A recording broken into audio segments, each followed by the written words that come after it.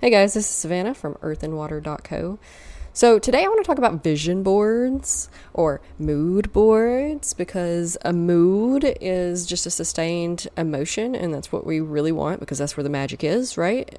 And vision boards slash mood boards slash whatever you want to call them, they're all the same, come up a lot when you're studying how to be successful or how to progress in life or how to heal or how to do a lot of things, right? But they're never really elaborated on, and I feel like this just misses a huge opportunity to do a lot of things. So I've been creating vision boards for like 10 years now, at least, because like I said, it's one of the big things that keep coming up when you're studying how to do anything, especially from like a creative standpoint or a manifestation standpoint, law of attraction, that kind of stuff. But it's more than just slapping some magazine clippings on a board and calling it a day and hanging it up and just being like, aha, that.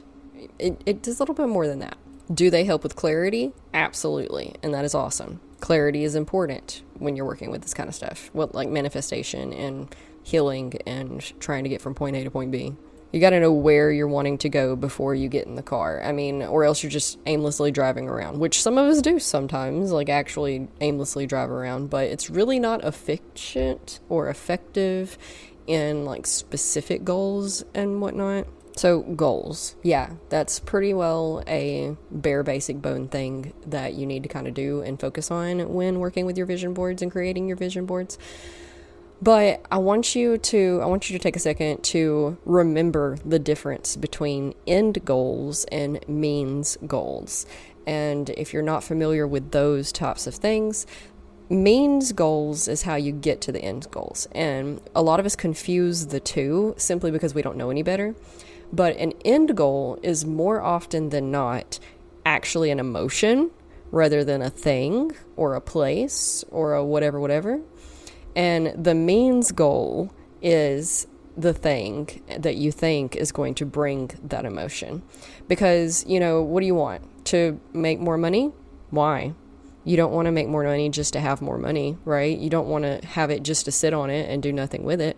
You want it so that you can do things, so that you can have freedom, so that you can buy your loved ones birthday presents and Christmas presents and just buy them whatever you want, and you can buy all of them, everything that you want to buy them, and not have to worry about price or what it's going to take to get what you want, and you're not going to have to worry. It's a lot of things, but it's always the emotional stuff that we're actually looking for. So if you're not sure what your goals are, per se, because most of us aren't until we analyze this part of it, you probably don't actually just want money for the sake of having money. And you probably don't just want to lose weight for the sake of losing weight. That usually stems towards wanting to feel comfortable in your body, wanting to be confident, wanting to, wear the itty bitty teeny tiny yellow polka dot bikini. Do you remember that commercial?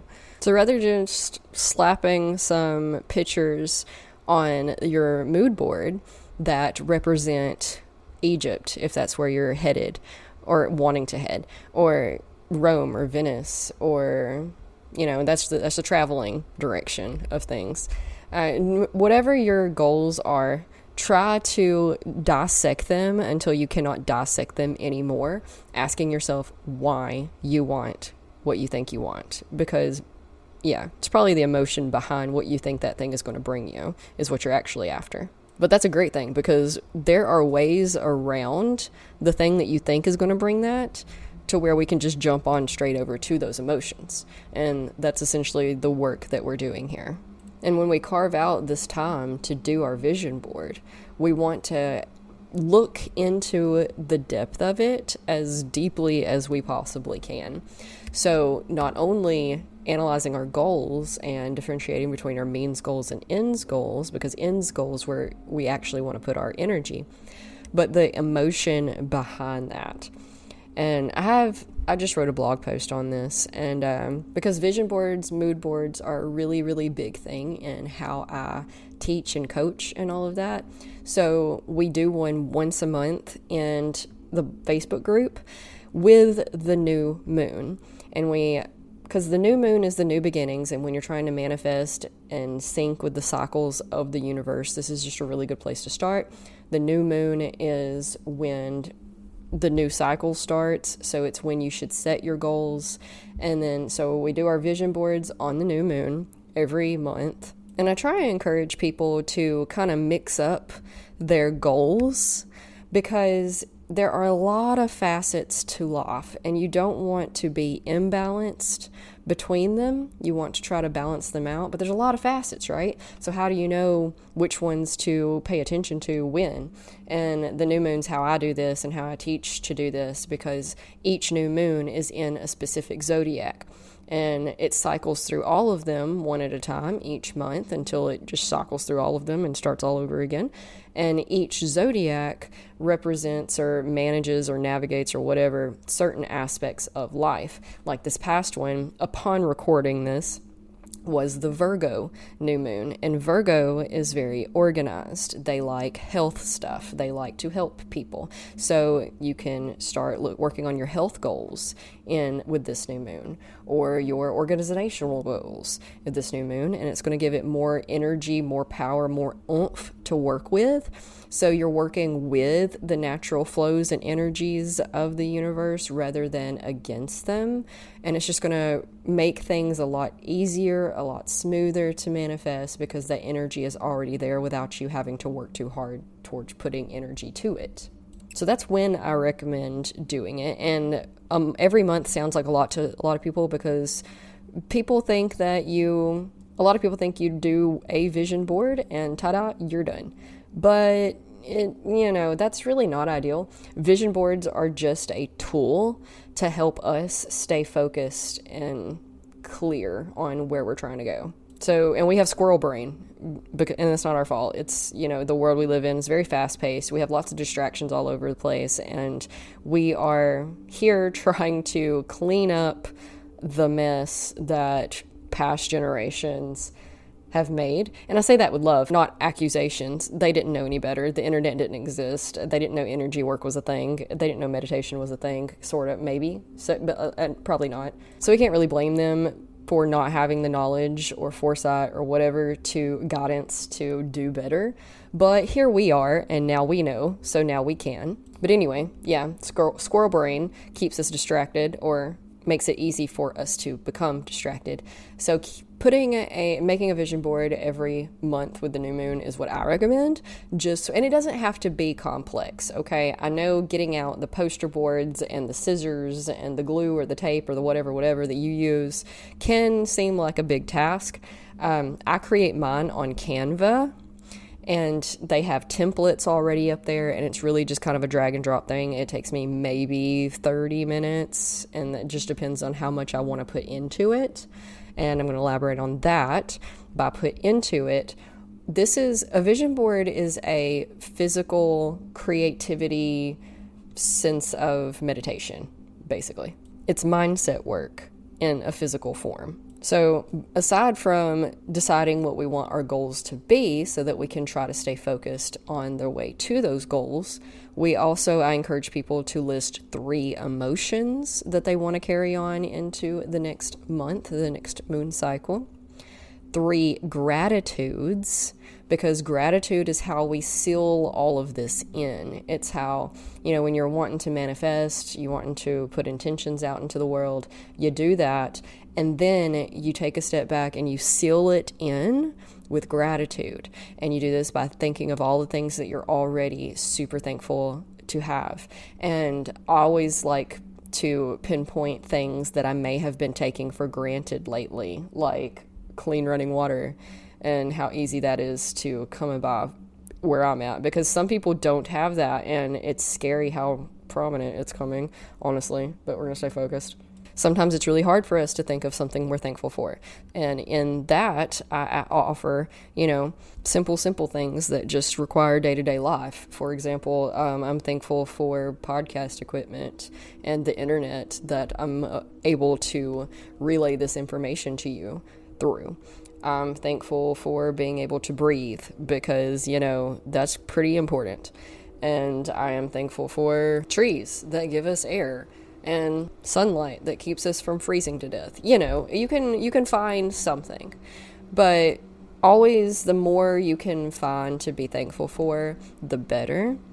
And in that, you can pause this right now and give yourself 3 things you're thankful for in your professional life, 3 things you're thankful for about yourself, in your personal life. There's so many different categories and areas that you can go into. But gratitude is how we seal these things in, because the universe is not going to give us more things to be thankful for if we're not already thankful for the things it has already given us. Like a ungrateful, spoiled, pitch in a fit child at Walmart, you don't want to buy them something. But if they're being good and they're being sweet and they're being kind and they're being thankful and they're being respectful, all of those things, you're more inclined to get them something. It's kind of the same thing. We're all children here, and the universe is our parents, and it wants the best for us, but we have to act right.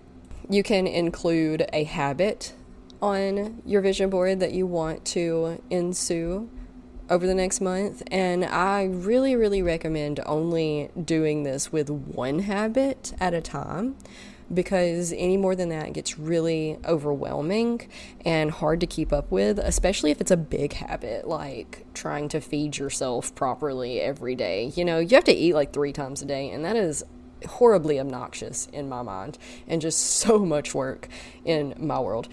Which is why I have so much food content all over the place, because it's been an effort for myself trying to figure out how to properly feed myself in a non-overwhelming manner. But anyway, 1 goal per month is plenty, and just focus on that. And not 1 goal, 1 habit. You can have as many goals as you want. We're working on these for the rest until we die. So we have potentially what we're looking at, like 70 plus years, right? At least is what the time frame we're giving ourselves to work with on all of these things. So as many goals as you want, go for it. But as far as habits, try to stick with only 1 at a time, because you don't want to get overwhelmed. And if you fall off because life gets busy and you can't always get to things the way you want to, you don't want to beat yourself up about it. So just pick it back up when you can. Try to get to it as soon as you can, but don't stress over it, okay? Life is an ebb and a flow, and it's always going to be ups and downs, and you just ride the wave, okay? You can also add some affirmations onto your vision board, and I like for you to specifically design these focused towards what's been holding you back from achieving your goals already. So, and it takes some analyzation and a little bit of shadow work and trying to understand, why haven't I already got there? And it's probably not the first thing that pops in your head, because the first thing that pops in your head is usually tied to the false beliefs that society and others and culture and everything has given us in an effort to protect us, okay? They mean well. They're usually not, but they have good intentions. We just have to understand them and note that they're there so that we can rework them. And that's kind of like a whole thing as well. Affirmations, again, are just a tool. It's all just a tool, okay? The magic is within you. The power is within you. Everything, all of it is within you, and you are capable. It's amazing. The tools are just here to help you get there. So yeah, if you want to deeper details stuff, look for the blog post on the website, again, earthandwater.co. And I record all these podcast episodes ahead of time and then schedule them out so that I don't get overwhelmed in trying to keep schedule and on track and everything. So if life gets busy and I don't get to it, it's okay, because I have a little bit of a backup. So anyway, that means that you actually hear them several weeks after I'm recording them, which means you might have to go back a couple. It's not like it's currently the last blog post I posted, but I plan on posting a couple of more from now, but I'll probably link them down low too in the description. But anyway, come join us in the Facebook group and show us your vision boards. I would love nothing more. I post mine in there every month with the new moon, and we would love to see them. So come hang out with us and enjoy a few minutes of creating space and meditating. Relax your shoulders, relax your face, and just feel the emotion, vibration of love, joy, and gratitude in your heart, and let that radiate to everybody you touch today. Namaste.